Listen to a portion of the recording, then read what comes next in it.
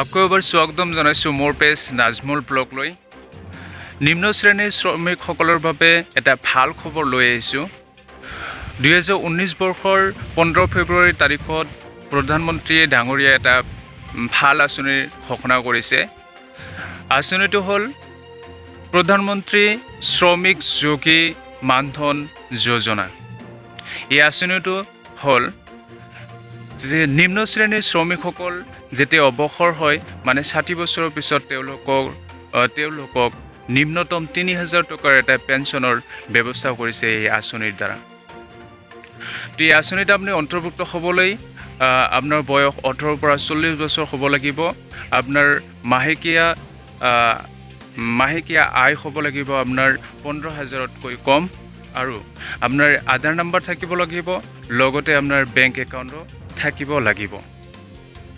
এই আঁচনিত আপুনি ৰেজিষ্ট্ৰেশ্যন কৰাৰ পিছত আপুনি আপোনাৰ বয়সৰ পৰা 60 বছৰ বয়সলৈকে আপুনি এটা প্ৰিমিয়াম হিচাপে আপোনাৰ একাউণ্টৰ পৰা পেঞ্চন ফাণ্ডত জমা হ'ব।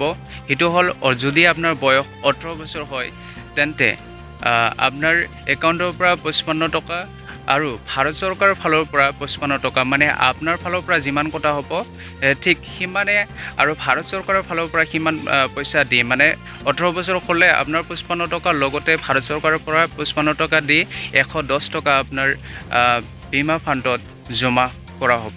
তো এনেকৈ আপোনাৰ বয়সৰ পৰা 60 বছৰ বয়সলৈকে এনেকৈ আপুনি প্ৰতি মাহে এই বীমা কিস্তিটো দিব লাগিব। 60 বছৰলৈকে আপুনি বীমা কিস্তি দিয়াৰ পিছত আপোনাৰ প্ৰতি মাহে মাহে নিম্নতম 3000কৈ আপোনাৰ একাউণ্টত দি থকা হ'ব যেতিয়ালৈকে আপুনি জীয়াই থাকে। তো ইয়াৰ আগতে যদি আপুনি ভাবে যে কিছুদিন যোৱাৰ পিছত আপুনি এই যোজনাটো আপুনি এৰি দিব, তেন্তে আপুনি সেই পইচাখিনি আপুনি নিজে জমা কৰা পইচাখিনি আপুনি উইথড্ৰ কৰিব পাৰে। তো এই আঁচনিত অন্তৰ্ভুক্ত হ'বলৈ আপোনাৰ স্থানীয় CSCত যোগাযোগ কৰক।